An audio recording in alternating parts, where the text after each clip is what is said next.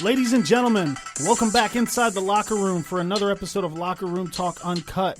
I am Drew Garrison, co-host Chad Penrod, Austin Sally, back in the locker room bringing you all the latest sports topics. Today we're going to get into Eli Manning hanging up the cleats. Is he a Hall of Famer or is he not? The debut of Zion Williamson last night. We're going to go over that, see how he looked, see what we thought. We're going to get into a little Cleveland Browns talk today. What should they do? They're still looking to hire their GM and round out their staff. We're also going to get into a first question from one of our followers on Facebook, and then we're going to touch on the ongoing Antonio Brown saga. Things are getting crazier and crazier by the day with that guy. So we're going to get right into it, boys. You guys ready to go? Let's do it. Let's go. All right. So we're going to get into first question from our Facebook follower, Alex Holtzman. Known Alex pretty much my whole life. Yeah, really good question. Played Pee Wee football with him, went to school with him all the way through. Really exciting to hear from him.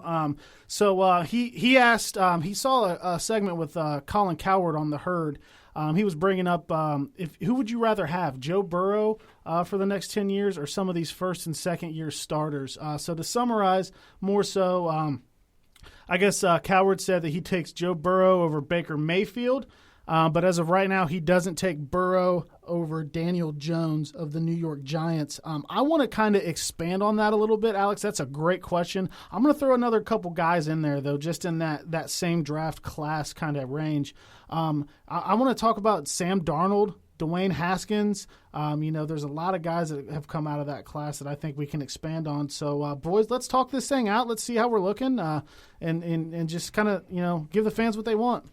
So go figure. Colin Cowherd got Baker's name in his mouth yet again. Of course. Every time this guy's got a chance to talk about Baker, he jumps all over it. He shits on it. He needs to bring Baker in as a co-host in the offseason. Yeah, we know what happened last time he did that. Oh, Baker shit on him. I remember that. It was great.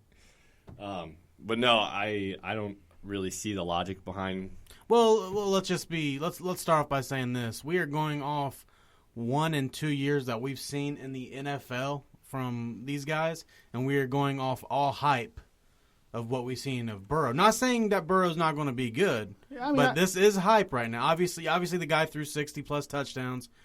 You can't take that from him. Huge year. Yeah. Some hype, but he hasn't. Seen it. He hasn't been in the NFL yet. That's these guys are coming full speed, and it's a completely different speed that he's going to see, and he is going to be the first pick. Yeah, he's going number that's one. The Bengals, or they trade it, which they're not going to trade it. But he's going to be the first pick. So let's start off with the list here. Let's start off with Sam Darnold.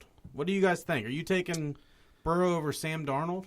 See, that's tough for me, man, because a big thing that I look at with these quarterbacks that come out and they're these high picks. What Darnold went 2?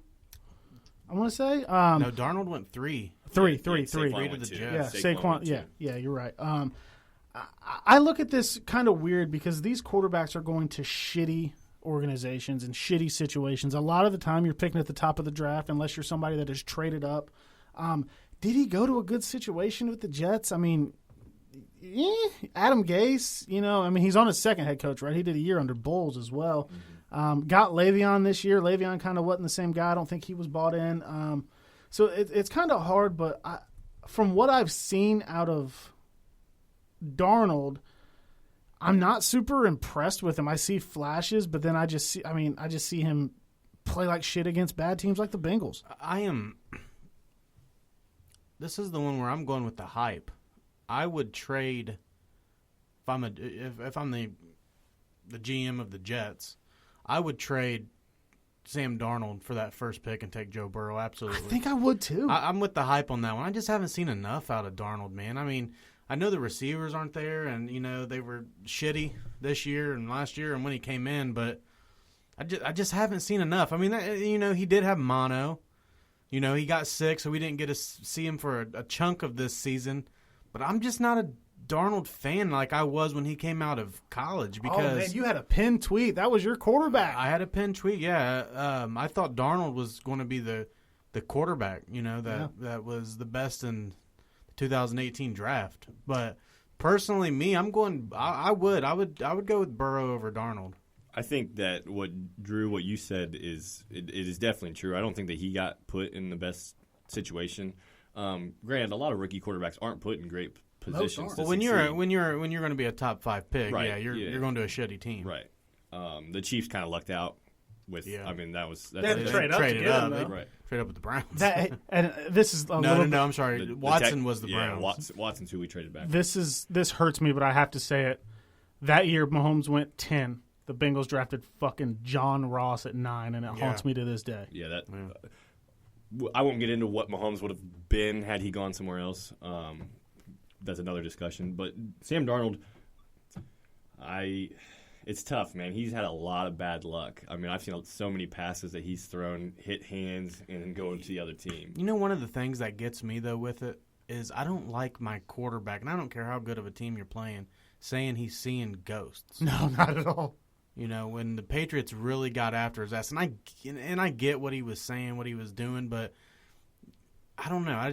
A quarterback, I just don't go to the sideline and say, hey, I'm seeing ghosts. No, because you just open the door of mental weakness, and Yeah. guys are going to be saying shit to him on the field. And if you're going to be a quarterback in the NFL, you've got to be mentally strong. I want my quarterback to ooze confidence. I want him to think that, I just threw 5 picks in a row. The next pass is going to be a touchdown. Yeah, fuck him. I'm throwing a touchdown next play. Kobe So- mentality. Yeah, absolute Mamba mentality, baby. So Burrow or Darnold, Austin?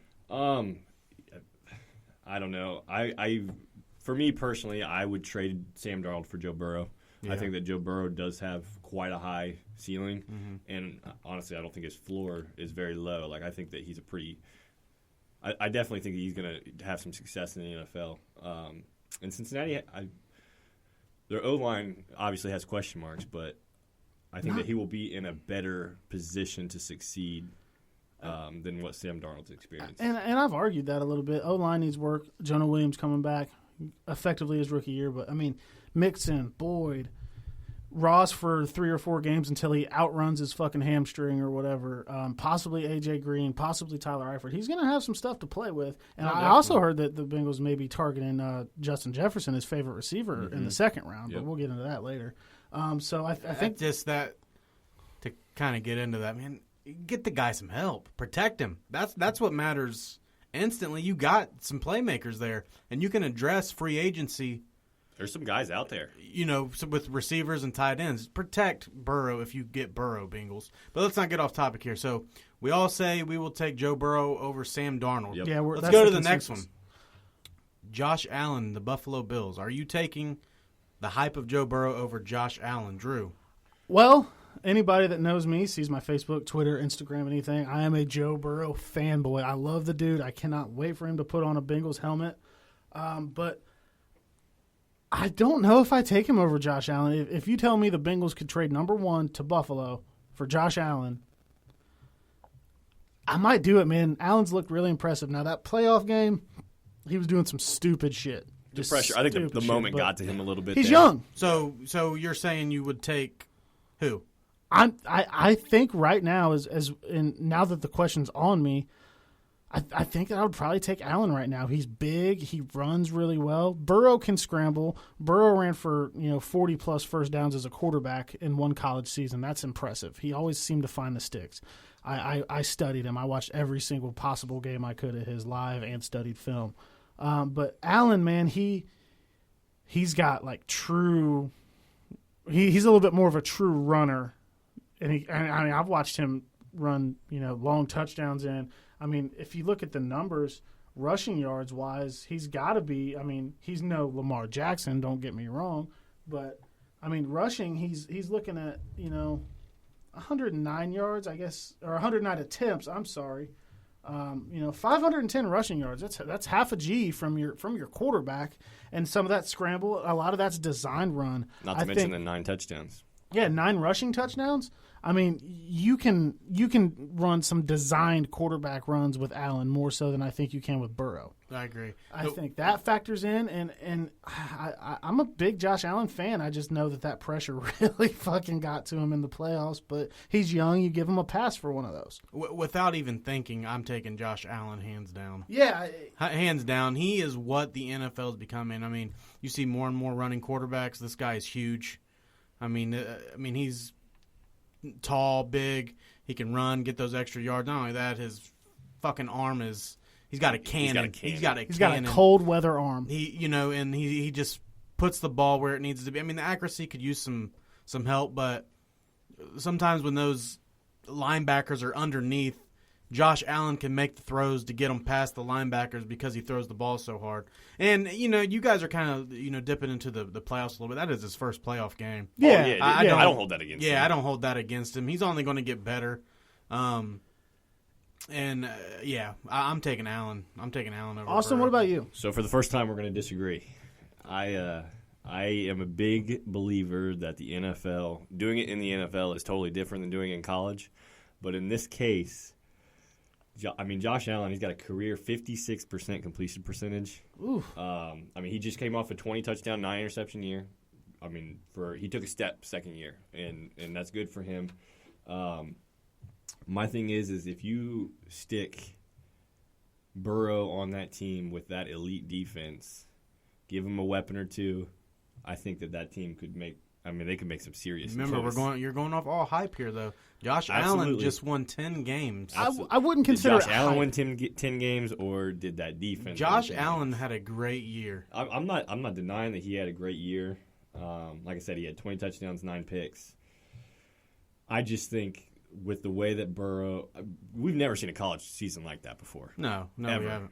So, and then the level of competition, he didn't just do it against. This wasn't the Big 12. This wasn't a bunch of nobodies. He did it to some good schools. I believe that it is more than hype. I think that there is. I definitely think he's the real deal. Absolutely. But I've got to see him at that next level. He and LSU beat every team in the preseason top 4. Every team that they said was going to be the best of the best in college football and make the playoff, he beat. That's impressive. It's not all hype. Where he's putting some of these balls aren't hype. The way he's throwing receivers open aren't hype. It's just very hard for me on this certain topic to say, okay, I'll take this guy that hasn't played an NFL snap. As much as I love him, I'm wearing Bengal stuff head to toe right now, man. I can't wait for the draft so they announce Burrow to Cincy. But it's hard for me to say, okay, I'll take this guy over somebody I've watched play in the NFL. I've watched make plays in the NFL. And he's 2 years in, and he made a playoff game. That doesn't even happen a lot for young quarterbacks. So I will say this. When during the 18 draft season when they all came out? Yeah. I was huge on Baker. Darnold was my second guy. But my one guy that I absolutely did not want coming out was Josh Allen. And he has proved me wrong. He's been better than I anticipated him being. But I don't know how much better he's really going to get. Right. So for me, I'm you think he's close to his ceiling already? Accuracy is one of those things that they always talk about. You can't really just teach that. You can't teach it. That's true. Teach accuracy. So for me, I'm taking the potential in what I've seen from Joe Burrow over Josh Allen. So before we get to the big one here, I would say obviously we're all taking Joe Burrow over Mason Rudolph. Yes. Yeah, absolutely. Mason Rudolph's head still hasn't popped back out.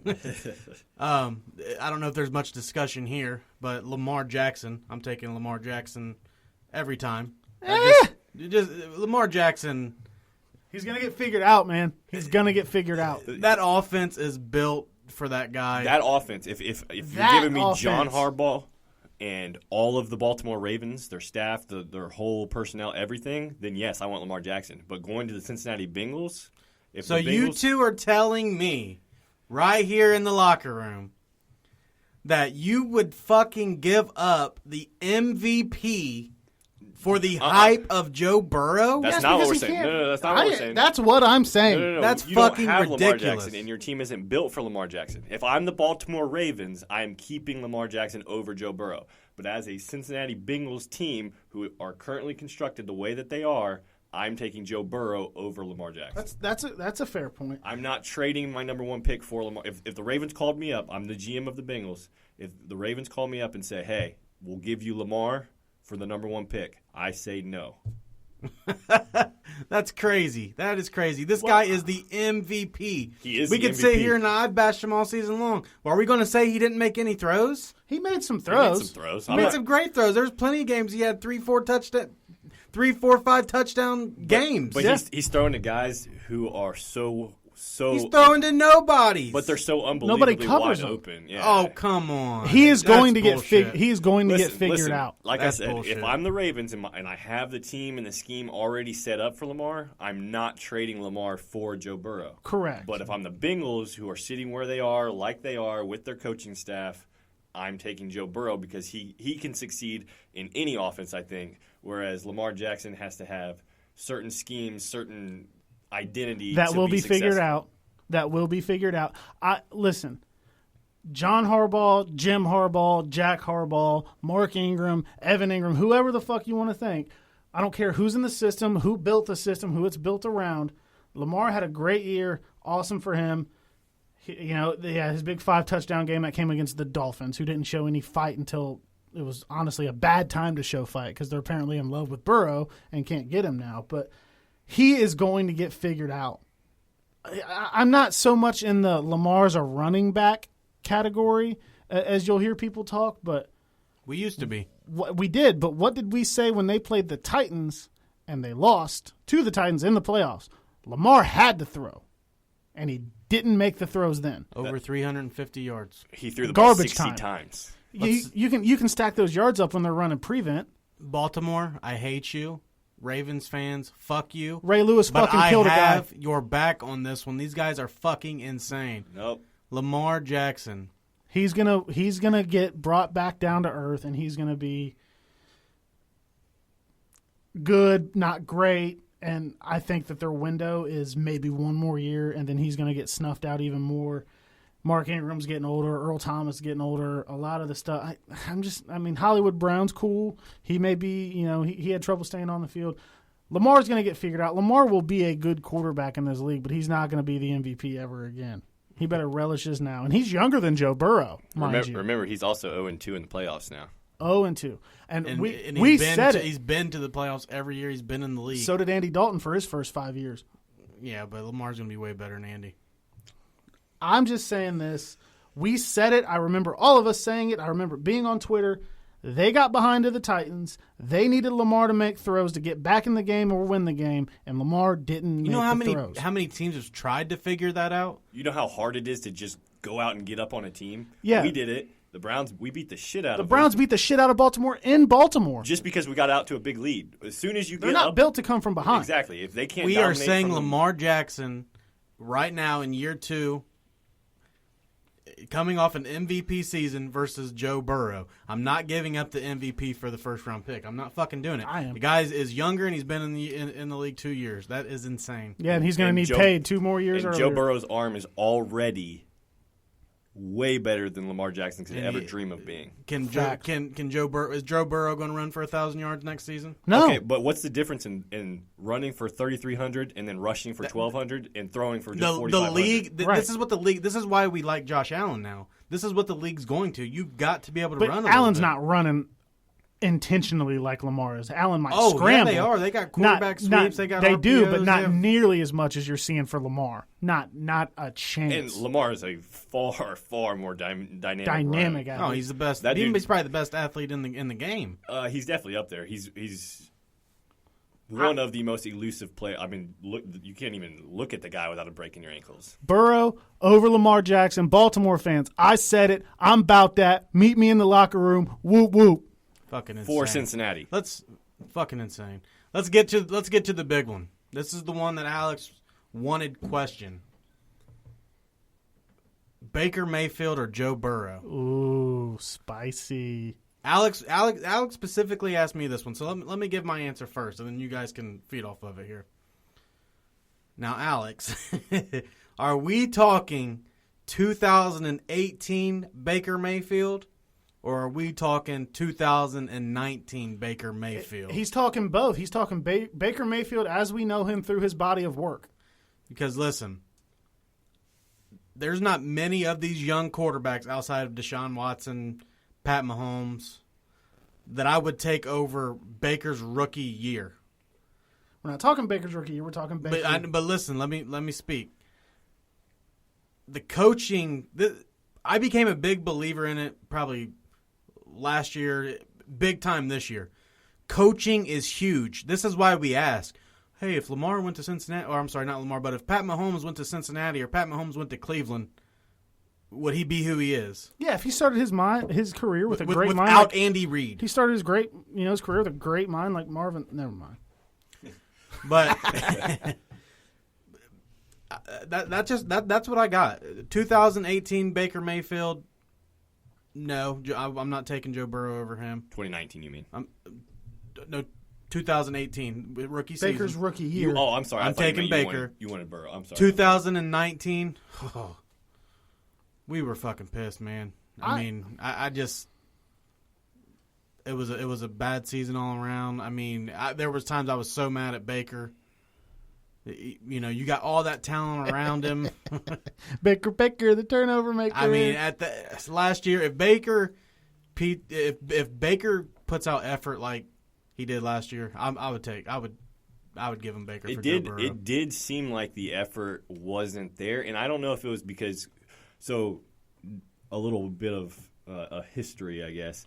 So when Greg Williams was there as the interim head coach and Baker turned it on and started playing lights out, Baker's only ally, I guess, on the coaching staff was Freddie. That was the good guy. That was the guy who had they were buddy. Which is why it made so much sense to hire Freddie as the head coach. Absolutely. Freddie Bathrooms. After that season that Baker went on a tear that second half, I totally was on board for the Kitchens hire. So I think that with Kitchens actually being the head coach this year in 2019, I don't know if Baker got complacent, if he felt comfortable because his buddy was the head coach and he could kind of do whatever he wanted. I feel like we never seen that from Baker all the way back to college. I just felt like this year, outside of the Pittsburgh game, when he just had that just look in his eye, then that's one of the only times I've seen it this season. I just felt like he was just complacent. He didn't play with that chip on his shoulder. And that's the thing. For the first time, Baker was an MVP candidate. Baker's taking this team on a playoff run. Baker this, Baker that. He had believers, and I don't know if it got to his head. He lost the chip and he lost the fire. Well, if you're gonna be a top quarterback in the league, you better get used to people singing your praises and not need to be the underdog all the time. Right. You think Brady's like, oh, I'm the underdog? Sometimes now he's like, oh, they think I'm too old. But if Baker thrives so much on being the underdog and people counting him out, then you better figure something else out if you do become a top quarterback. Because you're never going to have prolonged success. The great thing is we live in a world of Colin Cowherd. Thank you. Well, let me go, and I fall into Cowherd's way of thinking here and I'm going to be the first to admit, I'm not a Browns fan. I was sick of the Browns hype. I was sick of all the fucking talking, Odell, all this shit. I was sick of it. But Cowherd, I mean, there was times where he was doing 2-3 segments a week to shit on the Browns. He does it on purpose. Yeah. It's good ratings. I get it. You saw this coming, and he saw a lot of what happened coming, but come on, bro. Work on something else. But I will say this. All those commercials, man. Commercials left and right. And the ones where it's like he lives at the stadium, those are fucking hilarious. I love them. The Hulu commercial, all this shit he's doing, the photo shoots with the tigers and the videos on Twitter where they're like, oh, do you own a tiger? And he's like, oh, yeah, only twice a year. Ha ha. All that shit. Like, you had a good rookie year. You set the touchdown record your rookie year, and that's great. Just that offseason, man, he was too loud. He was on TV too much. He was doing too much of the shit that maybe is the wrong thing. He got married.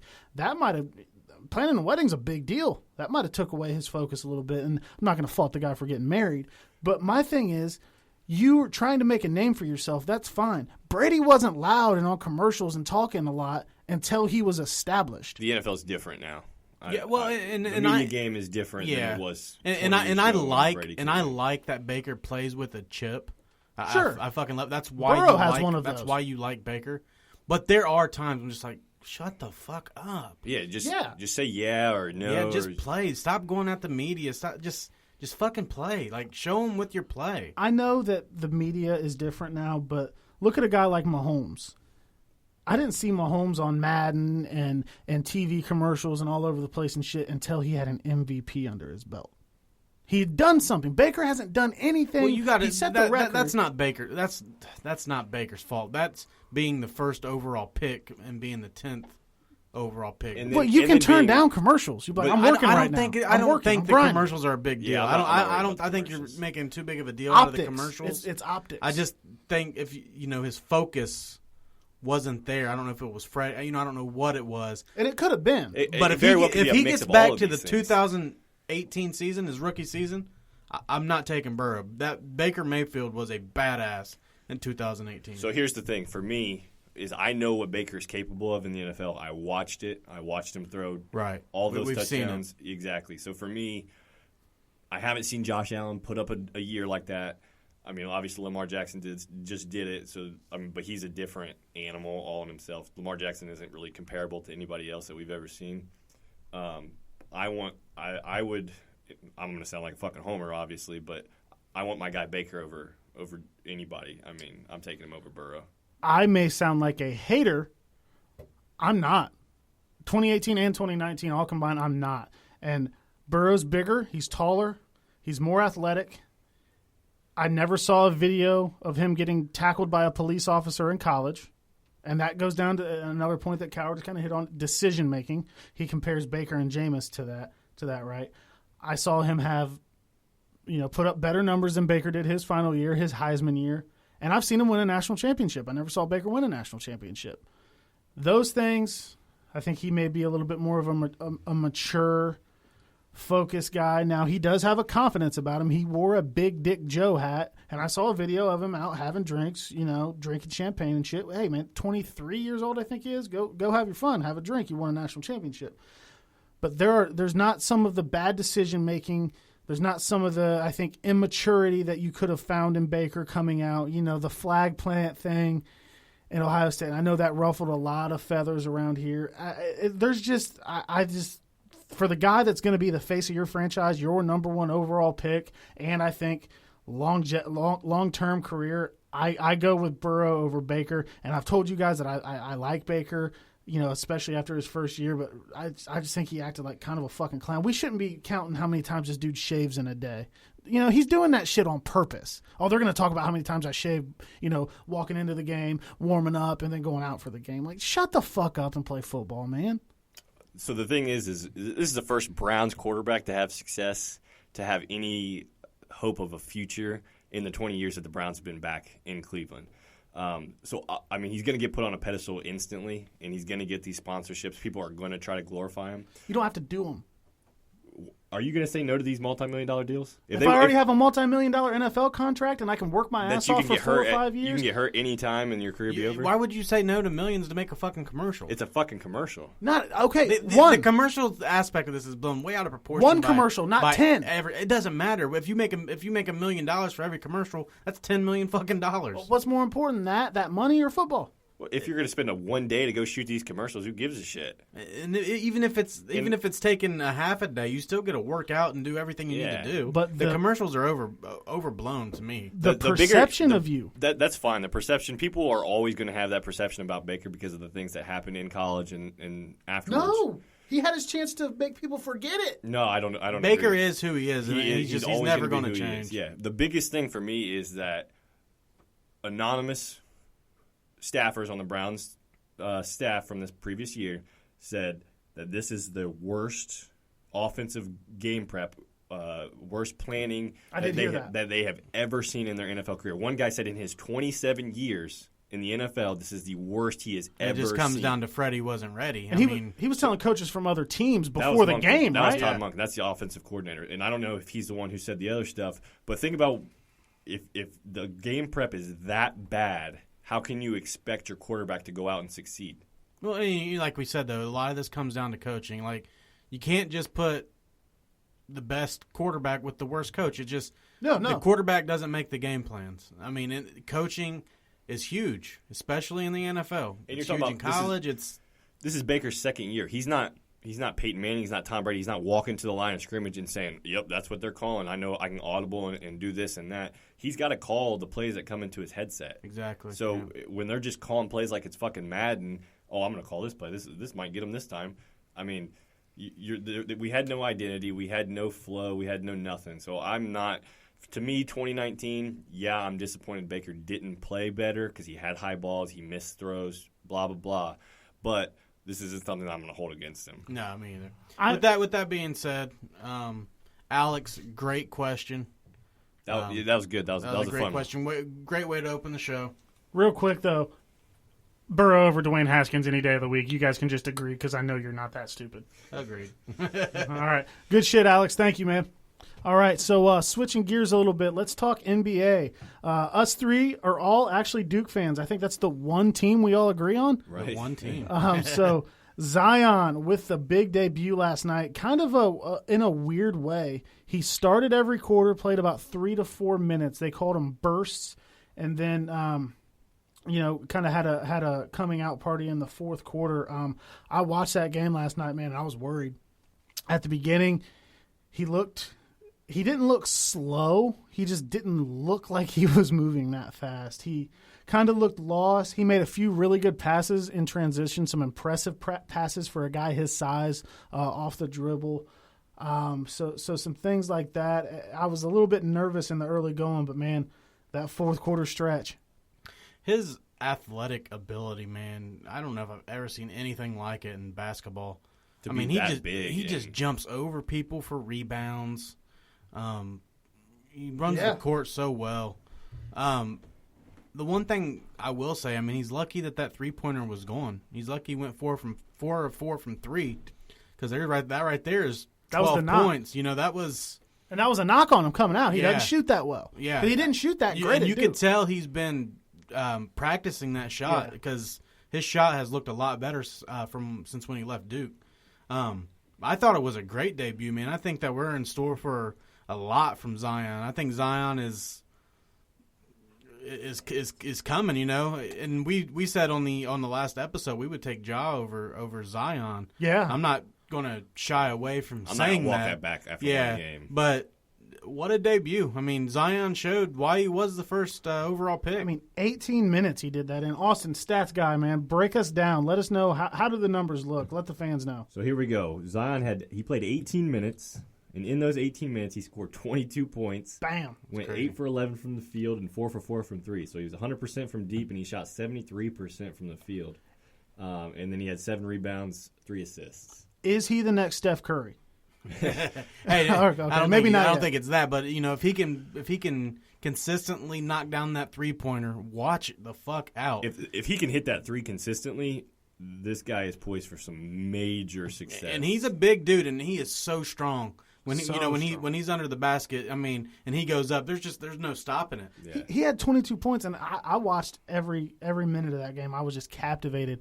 But 16 of those came in like 90 seconds. Yeah, 90 seconds. Are you fucking kidding me? Dude, it was nuts. Now, small sample size, and one thing that I thought was kind of dumb, but I get it. Alvin Gentry pulled him with like 5:43 left in the game, I think, and he was hot. And it was a close game. He was hot. They could have won. They lost by 4, I think, and I think he was protecting his. I get it, but man, he's in a zone to win that game. No, I'm with you. I'm with you. And they said today he feels fine. He went to practice, shoot around, no soreness, nothing. He's fine, so he's trending in the right direction, and that's a good thing for the NBA. You know, as a Lakers fan, we got Ingram out there balling, looking good. Lonzo Ball there, you know, having his shot looks better, and Josh Hart. So I have kind of a special interest in the Pelicans. As a Lakers fan, I still want to see those dudes do well. So. Lakers and Duke. There's a lot of Duke guys on that team. Yeah, Duke South. I mean, JJ. I mean, just the list goes on. So the Pelicans are, you know, they're my league pass team. If the Lakers aren't on and they aren't, I'll throw it on. I'll check them out. They're fun, and they're about to be a whole lot more fun.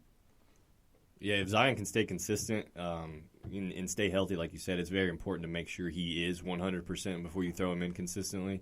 You don't want to overdo it before he's ready. I'm pumped to see the Pelicans.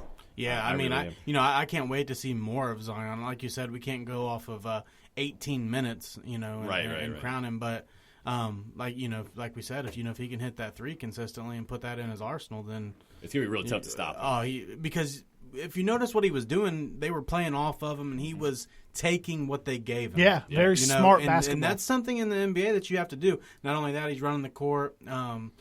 passing like a point guard. I mean, dude, the passes, and he did some of that at Duke, but man, some of the passes he made in an NBA game last night, I was like, oh shit, he's been working, man. That's one thing. We made a little joke about him falling asleep on the bench, but I mean, anybody at a Detroit Pistons game might fall asleep a little bit. And one thing to keep in mind, the guy is 19 years old. Jeez. Yeah, I mean he's just going to mature. You know, a lot of NBA players they don't even coming in. They don't even get going to their mid-20s, fifth, sixth year. It seems like sometimes. My concern with Zion is his body type and how is it going to hold up on the knees, the ankles, the back? Because this dude looks like an NFL tight end, defensive end kind of guy. And, there was reports saying that they were trying to teach him kind of how to walk and run differently. That's kind of concerning. He's a big fucking dude. I mean, this guy's 285. I think the graphic coming out was that he was already the second heaviest player in the NBA. It's crazy. So the knees, the joints are going to be huge. Especially with his play style. He's running aggressive. The floor. He's playing on the wing. He's not just posting up. He's not like Shaq where he just fucking fumbled his way down the court and posted up and banged on people. He's going up for boards. He's coming down. He's really explosive. I mean, for a guy that size, very explosive. He's super explosive. Probably the most explosive guy I've seen of that stature since LeBron, when LeBron was at his biggest and he was just running motherfuckers over. So what you were saying about them reteaching him how to walk and run, that's probably in his best interest. Yeah, it is. These guys know what they're doing. They know how to take the pressure off of those joints. They probably do, but let's not forget, they are owned by the same people that own the Saints, and their basketball trainers are also the NFL trainers. That's a little bit weird to me. That's why Eddie wanted to get the fuck out. Dude, nobody wants to play in the fucking Smoothie King Center. Are you kidding me? Staples is right over there. So that is concerning, but these are doctors, these are sports medicine specialists. They know about that shit far more than I will. It's just when you're in an organization like that, I don't want to say they're a bad organization, but it's just like they're kind of cheaping out on it. Maybe get some real NBA basketball guys in there that are looking at things, because there's a huge difference. Yeah. Well, with that being said, great debut by Zion. I cannot wait to see more games with this guy. And the last thing I want to say on that, Zion, enter the fucking dunk contest, please. All right. Transition a little bit here. Let's go to Antonio Brown. Antonio Brown. What is wrong with this guy? Coming out today, an arrest warrant for felony battery and burglary of, I think, a truck driver for like a storage company, if I'm not mistaken. It's weirder and weirder with this guy. Just last week, I think, or within the last couple of weeks, there was an incident where someone was in a car. I think it's a child of his mother was in a car. He was trying to charge her. The police were called. He's screaming, "Fuck the police! Fuck you, stupid bitch!" Blah blah blah, and then ends up throwing. And those are all quotes here, not my true opinions on the woman. And then he proceeded to throw a bag of candy penises at the woman and the police. I actually watched a lot of this go down on his Instagram Live. I was at work, and I don't actually follow him. I saw a tweet or something that said that it was happening, so I tried to tune in, and it was wild, man. He's just like, they're trying to get me, and I guess the issue was he had evicted this woman from his house. She had the keys to one of his Bentleys. She wouldn't get out, so he said, she's trying to steal my car. Cops come, and they're pretty cool to AB, honestly, in my opinion, for what I saw, and he's just very crazily combative. Vontaze Burfict fucked that guy up, didn't he? Like, he hasn't been the same since that playoff game. Since that hit, he has not been the same. I was at that game too, dude. Worst day of my life, and it's not even fucking close. And that's not an exaggeration. That's the worst day of my life. But ever since that, man, Burfict hit him, and it's just been a fucking train wreck. I mean, what do you guys think about this, dude? Like, what the hell? So there's a couple layers that you have to peel back. So first of all, you got him out here acting like an asshole, yelling this at the girl, hooting and hollering in front of these small children. Yeah, his kids are running around everywhere. Now, maybe she was trying to steal his car, though. I'll play devil's advocate for him a little bit there. I don't know, man. Not in front of the kids. Yeah. Yeah, I mean, you could have at least – he had a friend or somebody there that he must trust enough to be at his house in basketball shorts like the dude was lounging around hanging out. Hey, man, will you take my kids inside while I deal with this shit? Right. So first of all, he's acting like this. Second, the guy has – whatever genius idea it is, to throw it on Instagram Live.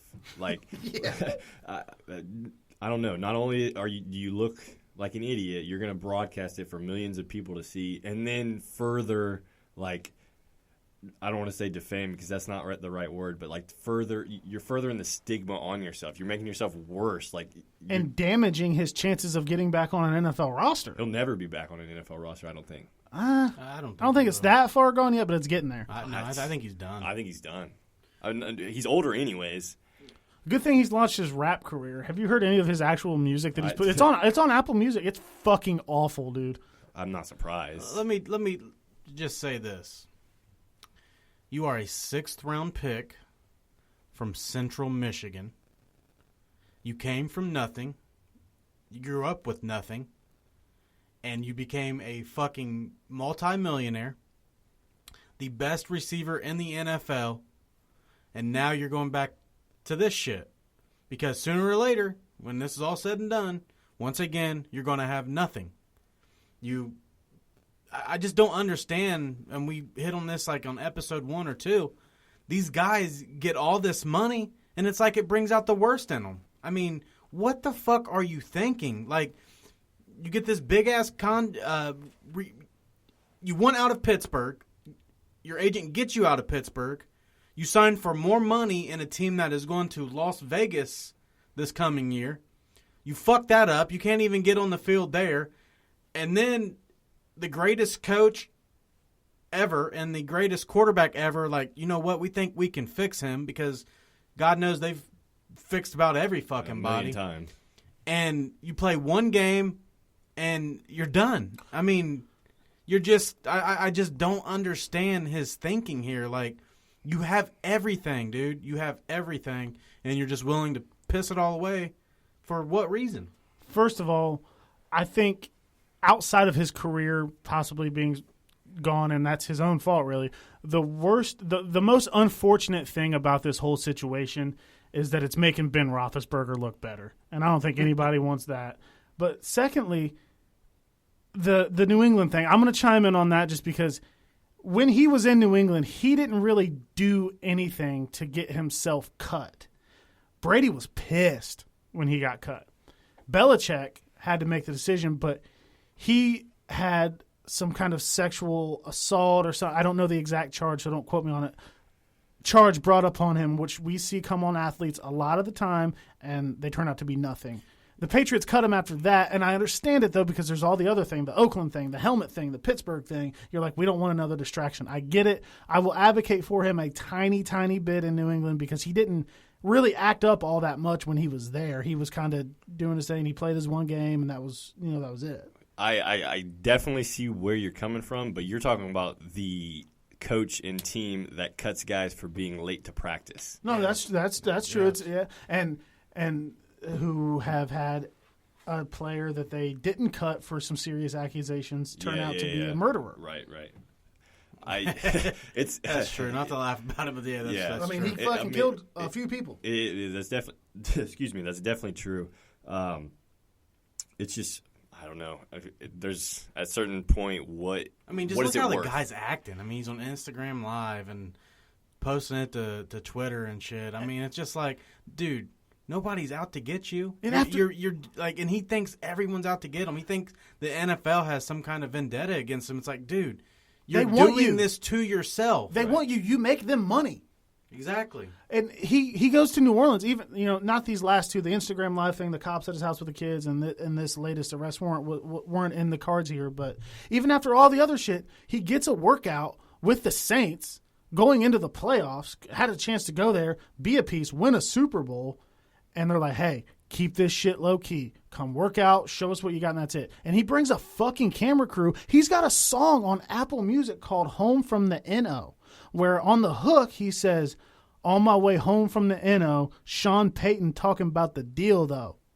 Like, bro, they said keep it low-key, and you brought a fucking camera crew and made a song about it and put it on Apple Music. That just goes to show you he doesn't want to be on a team. I mean, if he wanted to play and he wanted to get back in the league, you wouldn't do that. I mean, that's not how you would act. Not a sane person, but, dude, he doesn't have a rational brain, and I'm not trying to delve deep into this guy's psyche or whatever, but it's just like what the fuck, man? Like, Sean Payton doesn't want his name in your new rap song.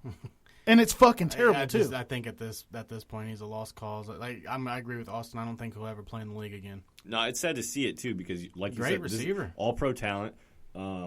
It's on a certain level, it's similar to the Josh Gordon thing, where they just can't, for whatever reason, they just can't walk the line. They just can't. They can't do what they need to do and play. I mean, and it can't go to, like, the guy that we mentioned that we think may have fucking started all this.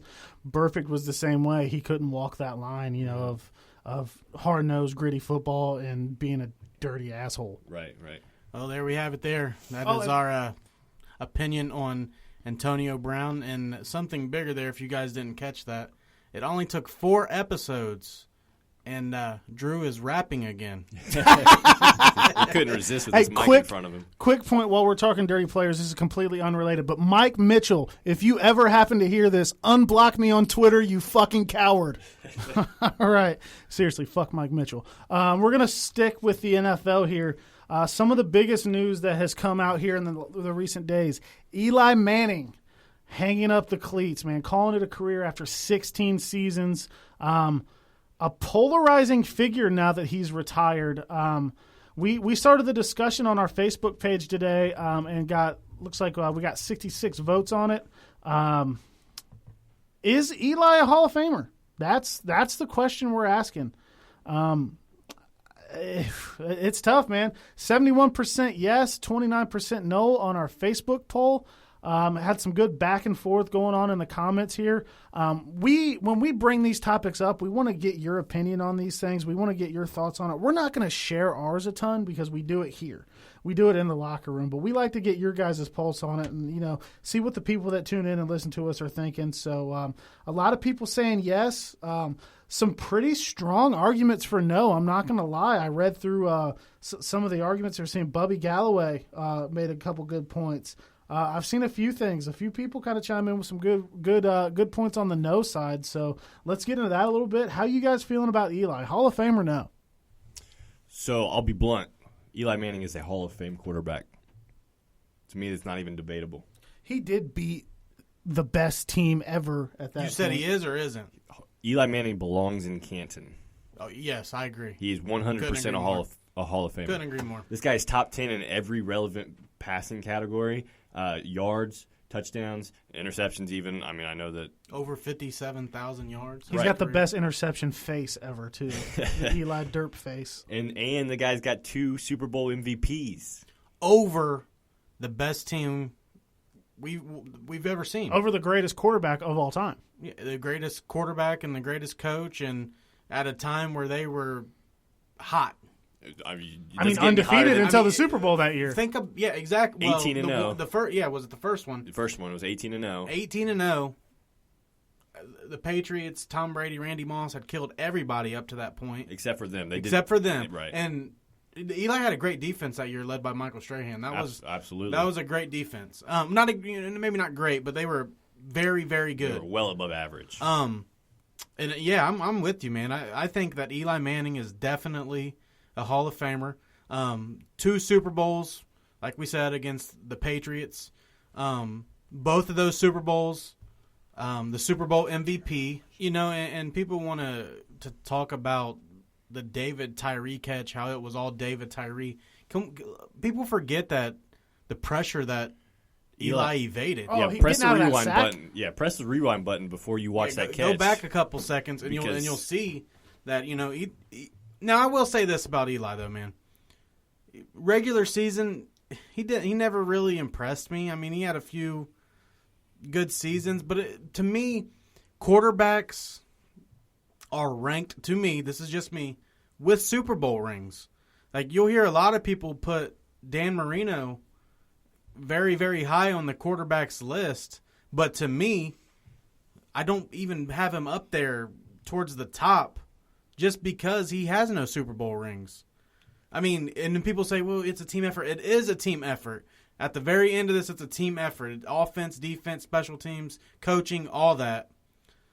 But look what has happened for years. It's great quarterbacks that win Super Bowls. I mean, if you want to take out the Nick Foles year that he had magic, and then the Joe Flacco year, that we go back to a lot with 12 touchdowns, 0 interceptions, where he just got hot. That happens. But, I mean, Trent Dilfer won a ring. Yeah, I mean, the majority of this, you're talking about Aaron Rodgers, Ben Roethlisberger several times, Peyton Manning, Tom Brady, elite quarterbacks, and that's how I rank them. Yeah, I mean, I'm not as surefire as you guys are on this, but how many 2-time Super Bowl winning quarterbacks, 2-time Super Bowl MVPs aren't in the Hall of Fame?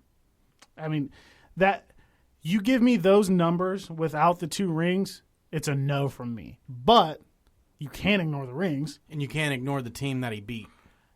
So, I mean, he's going to get into the Hall of Fame, and one thing that's not going to hurt him is his last name. Peyton, first ballot. I mean, obviously. Archie, a legend in the game. Yeah, I mean, he beat the Patriots twice. He won 2 rings. He won 2 MVPs. He's going to get in. I am just not. When I think of Hall of Fame quarterbacks 10 years from now, I don't know if Eli's going to be one of the guys that pops in my mind first. He's going to be a guy I have to research. Absolutely not. No, absolutely not. But how do you keep him out? He's still a Hall of Famer. He's not one of the greatest quarterbacks we've ever seen. He doesn't do anything spectacular. But like I said, man, the rings and then the team that he beat, the coach that he beat, the quarterback that he beat. I mean, like we said, 18-0 the Patriots were that year, and Eli Manning with David Tyree. Mario Manningham made a big play in one of them. Shout out to the University of Michigan. On that team? Yeah, He caught the game-winning touchdown of the when they ended the undefeated Tyree. season Yeah. right after the David Tyree. I knew he was on. He won one with him. I just didn't know if it was that year. But so here's a little bit of so of the top 12 in passing yard leaders, the top 12, every inactive player, so every player who is retired that is inside the top 12 for passing yards is in the Super Bowl, in the Hall of Fame, excuse me, with the exception of Peyton Manning, and it's just because his 5-year waiting period's not up yet, because obviously he's a first ballot Hall of Fame. Right. Now, one of the guys on the list, not to get off topic here, is Phillip Rivers. If Phillip Rivers was to hang it up after this year, that was going to be my question too to you guys. Is he a Hall of Famer? And the reason I asked that, not to, like you said, not to get off topic, but the year we know Roethlisberger's going to the Hall of Fame. Absolutely. But Roethlisberger was taken 7th by the Steelers, and then you had Rivers, and then you had Manning go 1-2. Right. Then is Eli better than Phillip Rivers to you? No. I think that Phillip Rivers has experienced some bad luck in comparison to Eli Manning. Eli Manning, I think Phillip Rivers has had some of the best top-to-bottom rosters. The Chargers, have had some damn good rosters, and there's not really good excuses that they have not won a Super Bowl. Tomlinson, man, at his peak. Yeah, Yates. The list goes on and on for them. They ran into Roethlisberger, I think, a couple times. They ran into, obviously, you got Peyton Manning and Tom Brady running the AFC for 20 years. So, the AFC side was tough. But with that being said, Eli beat He beat him. He beat Tom Brady on the biggest stage twice. So he gets in. He's a Hall of Famer. My vote, if you just ask me yes or no, is yes. But I'm just not a big. From a statistics standpoint, Phillip Rivers' numbers, he's got about a 4% higher completion percentage. He's got more yards, he's got more touchdowns, and he's got more interceptions. But his ratio is slightly better. Okay. So the biggest thing here is... But just remember what I said, though, and I don't know if this is what you guys go off of. Super Bowl rings. Phillip doesn't have any. I can't put Phillip Rivers into Hall of Fame if he was to retire after this year, but I would Eli. He's a Hall of Fame of making children. But, that's where I'm at. I'm with you here. I don't know that I would put Phillip Rivers in right now just because of his lack of playoff success. Eli did it, man. That's what it comes down to.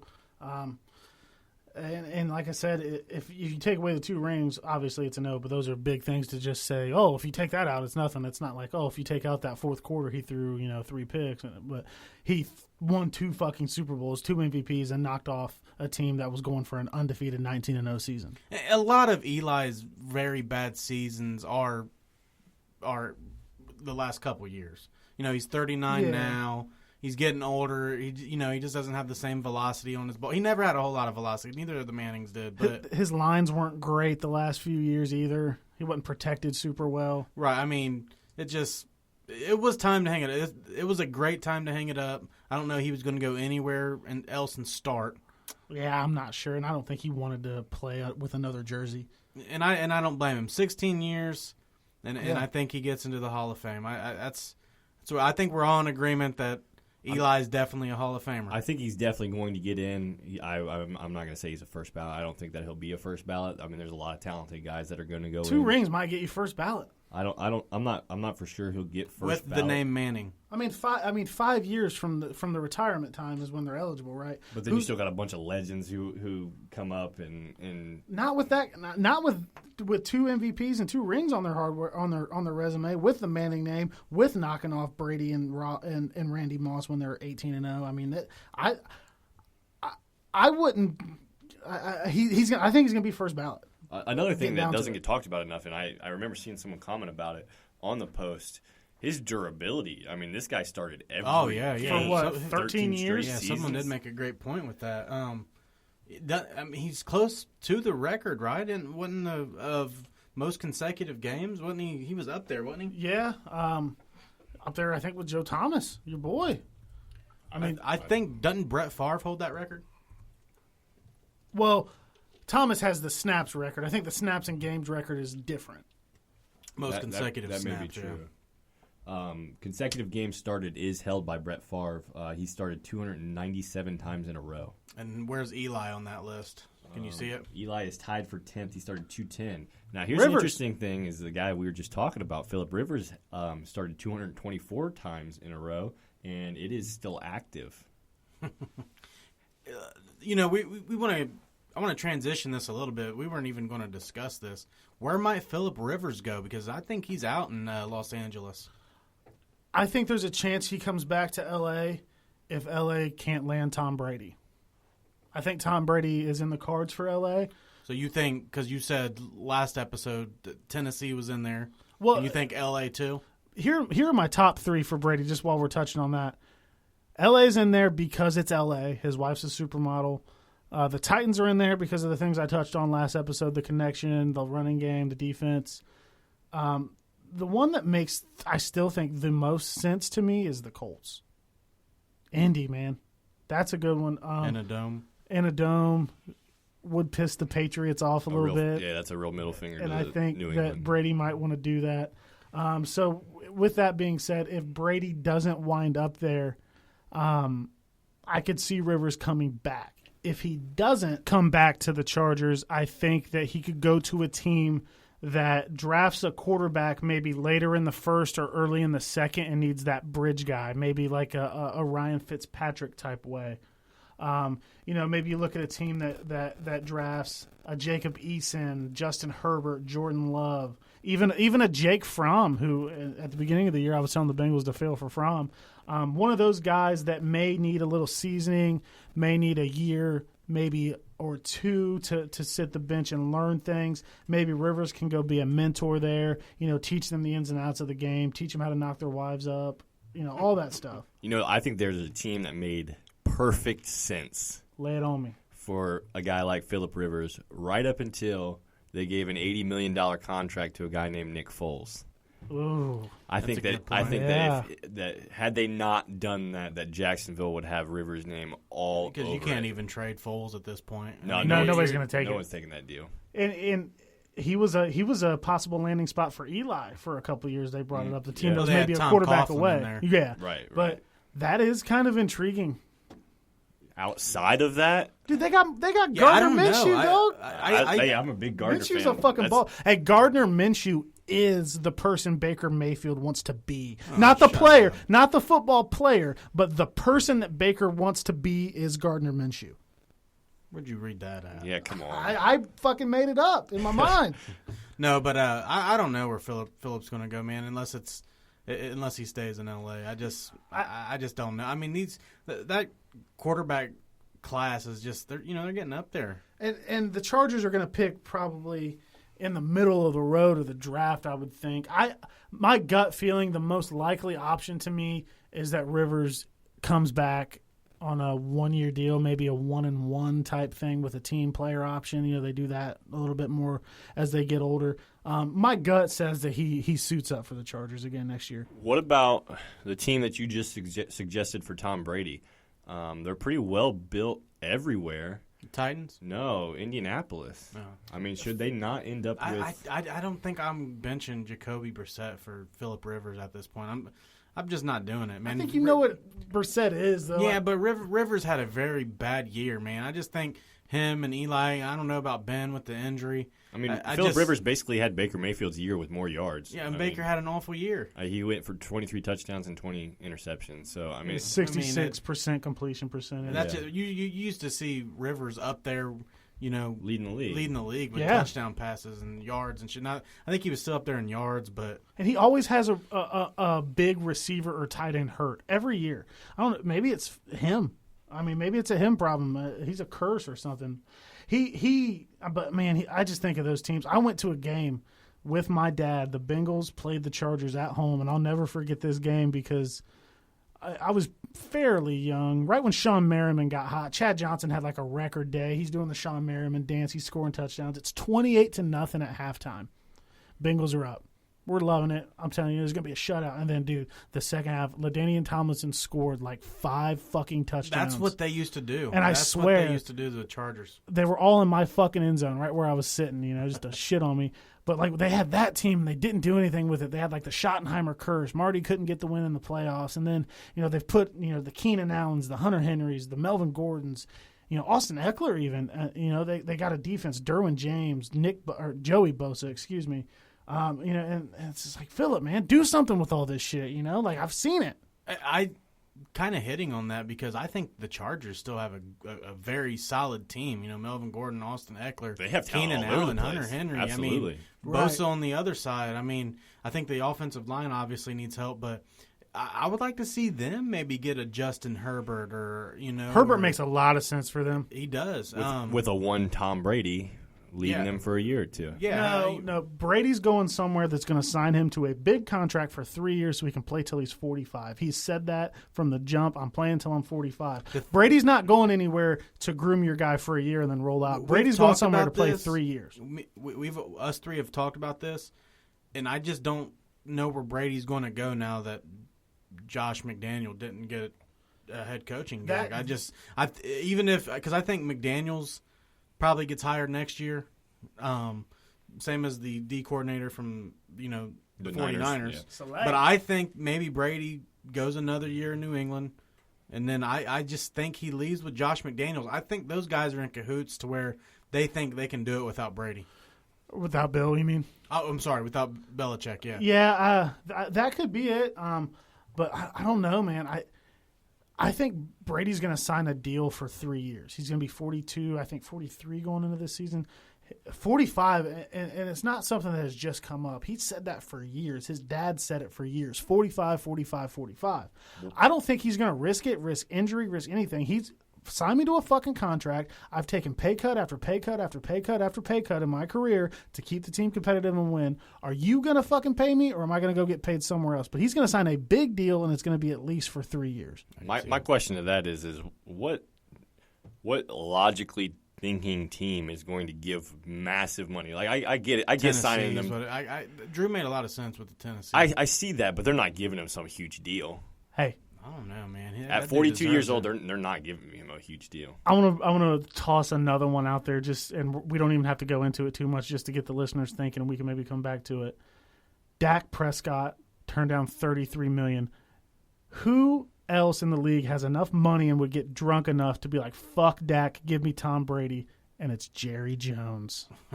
That defense, Zeke and Amari Cooper. Yeah, ooh, that line. Yeah, that makes sense too, but.